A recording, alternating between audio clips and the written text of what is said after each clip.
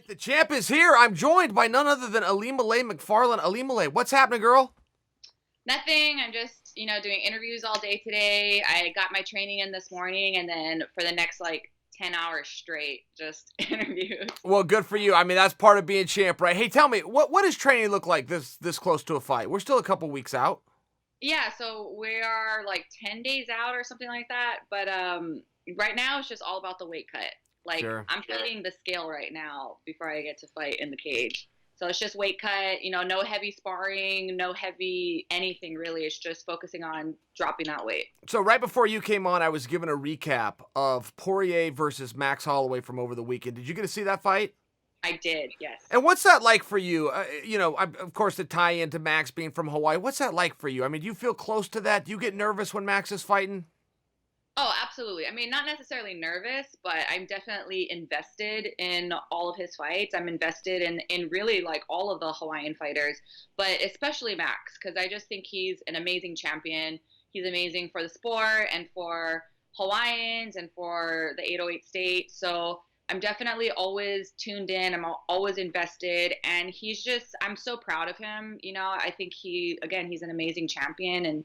And he went out there guns blazing. He fought like a warrior, and even though he didn't come out with the win, like just how he responded to the loss was incredible. Also, he had a really cool post the next day congratulating Dustin. So yeah, it's just a testament to what a great person he is. Yeah, I agree with you. And, the reason I ask you that is because he came to your fight. When I got to go to your last fight in Hawaii, before that fight started, Josh Thompson told me, he said, man, you've never been in a building like what you're about to witness. You've never witnessed loyalty and support for one's own, if you will, like you're about to see. And I thought, John, I've been in all sorts of buildings. I've heard excitement. I've heard people cheer. Come on.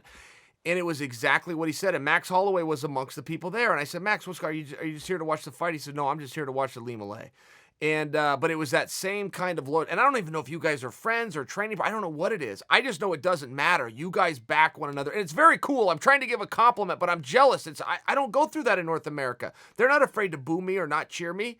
It's different for you, and it's different the ways you guys stick together. It's very honorable.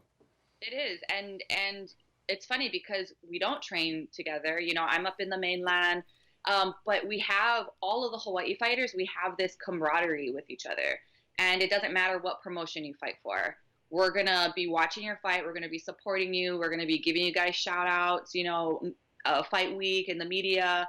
And so, yeah, it's a different type of bond that we all share. And I think it has a lot to do with, we're so proud of each other and supportive, and that unity of being Hawaiian fighters. So yeah, it's nothing but love for all of them. Now, tell me, how does it work for you? I can just tell you for myself, my career started as a fan. I'm still a fan, and my career will end as a fan. And when you fight on a card and you fight late on a card like you do when you're defending championships and everybody's showing up to see you, what's that like when you're in the back and there's a fight that comes on that you really want to see? Do you keep that monitor going? Do you keep warming up while watching it? Or do you just have to put a towel over that screen and zone it out? I'm watching it. I love, especially when there's girl fights, I just love watching them. So yeah, I don't really get, I know a lot of fighters, their adrenaline gets pumping too much, so they don't want to watch the fights before, but I was totally watching, especially at Bellator Hawaii. I really wanted to watch all the local fighters, and they were all on the prelims, so I was tuning in. I was on my phone, like in the car, watching on the Bellator app or the DAZN app. And then yeah, once we got into the locker room, I was still tuning into the fights. It doesn't affect me. I know it affects other fighters, but I can do it without getting crazy. I'm the same way as you, and I would rather see it than not, because one, I am a fan. Two, I want to know what happens. Three, to your point, sometimes it's people in your division. What a great time to scout. But four, at least for me, sometimes there's performances that inspire you or motivate you or make you think, okay, tonight's not going to be so bad. If they could go through that, I can do it too. Yeah, and actually, so one of the fights, I think it was like 2 or 3 fights before me, was Neiman Gracie's fight against Ed Ruth. Yeah. And that was such an incredible fight to watch. And afterwards, my locker room was actually adjoining the Brazilian locker room, which was like all Neiman them, basically all the Brazilians that were on the card. and they're all celebrating after their fight, you know, with the champagne bottle and everything. Yeah. And I had to we were sharing the bathroom, so I would have to walk through to get to my bathroom. And so I ran into Neiman, and he was like, "Girl, jiu-jitsu, don't forget your jiu-jitsu." And so he was giving me a pep talk before my fight. And I'm like, yeah, you're right.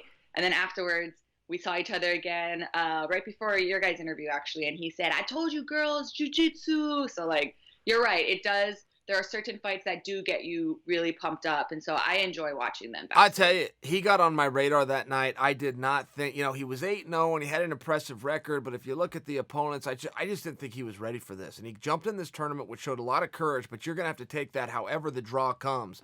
And he got dealt from the bottom of the deck. I mean, Ed Ruth was the dark horse. A lot of people, fighters, maybe yourself included, but we thought he could win this whole thing. All of a sudden, Neiman's going to be fighting for a world championship in his very next fight. Should he win that and win the whole tournament, then he also has defended his championship, which, as you know, is a big deal within the industry.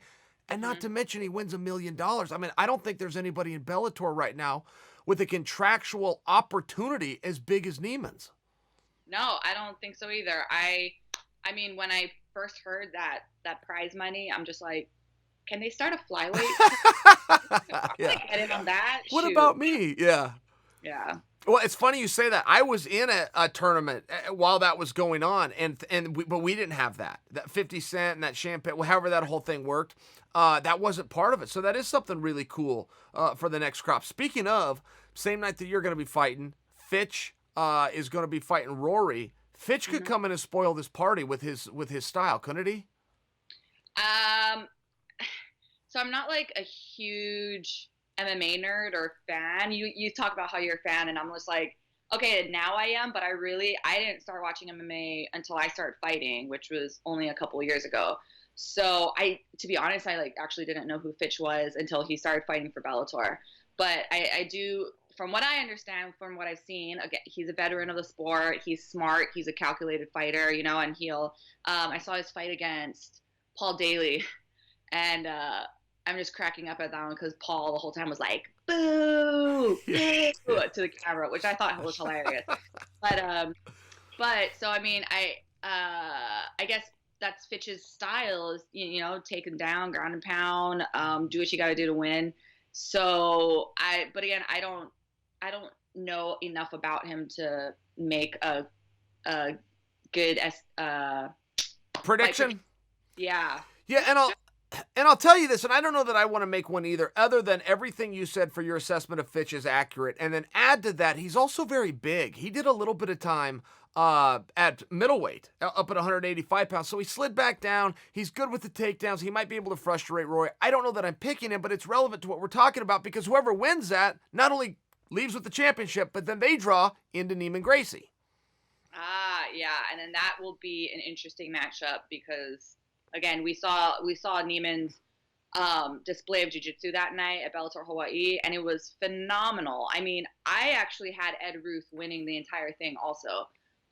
So to see Ed Ruth, this amazing wrestler, national champion, kind of getting worked like that in jiu-jitsu on the ground, that was pretty incredible. So yeah, Neiman's ground game is no joke. So I'm excited to see either of those matchups. Okay, so let me back up to one thing you were talking about earlier. You were talking about, you know, with the fight less than 2 weeks away, that first you've got to get through the opponent, which is the scale. How do you go about that? And the reason I ask you, viewers always find this so fascinating that an athlete can cut 10 pounds in 10 days or 12, whatever it may be. But how do you do it? I started to learn some tricks over the years from the water loading. I got into the baths when I was working with Mike Dolce. I found that a lot better than our old wrestler methods of putting on plastics or sitting in saunas. But what do you do? So our whole system is like we try to cut the most amount of weight using the least amount of energy possible.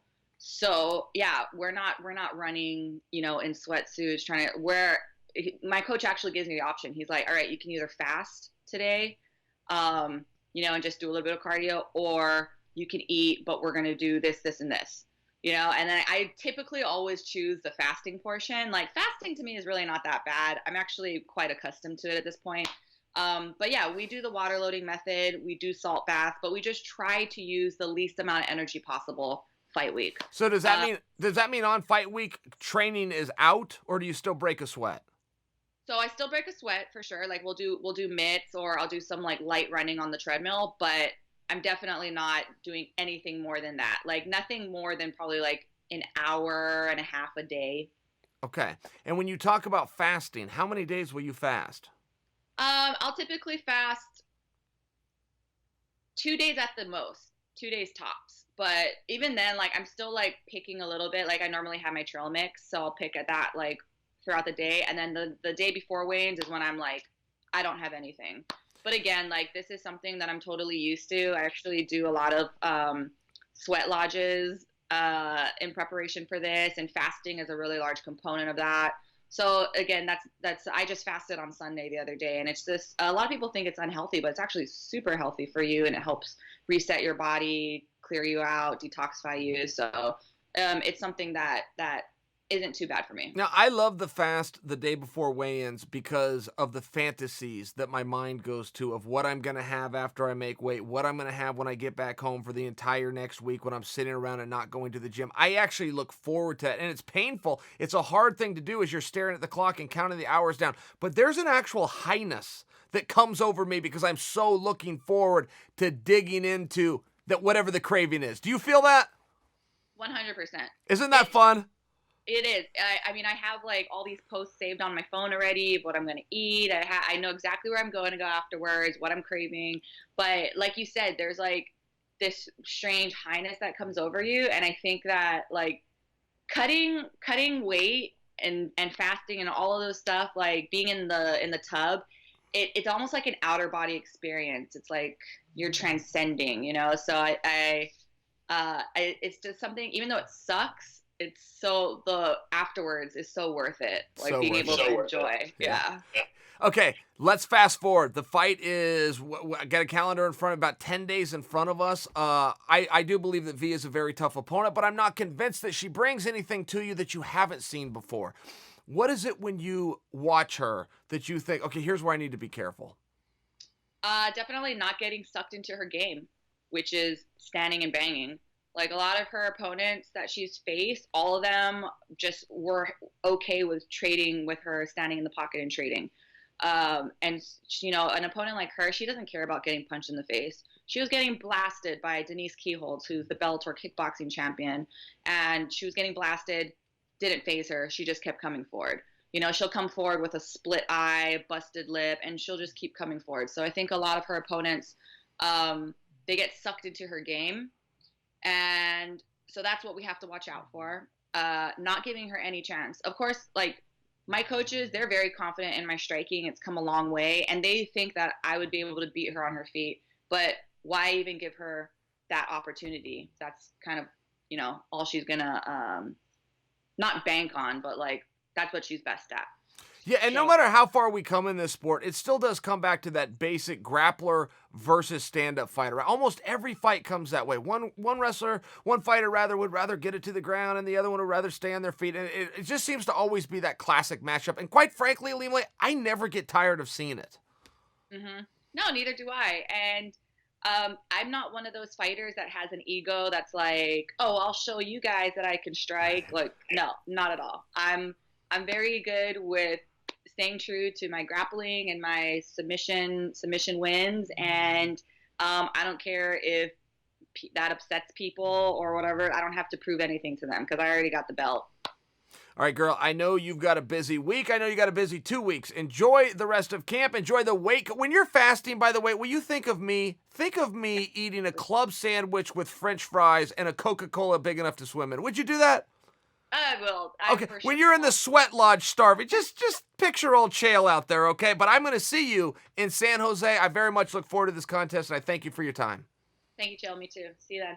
All right, guys, that is the champ, Ilima-Lei Macfarlane, and she's got a big fight coming up, and she really does know how to deal with pressure. One thing I wanted to say, more as a compliment to her, but it slipped my mind, so I'll tell you guys, the mayor of her hometown has officially named, I believe it's September 17th, but it is officially now known as Ilima-Lei Macfarlane Day. And I got to think that that's a very rare pat on the back for anybody to go through.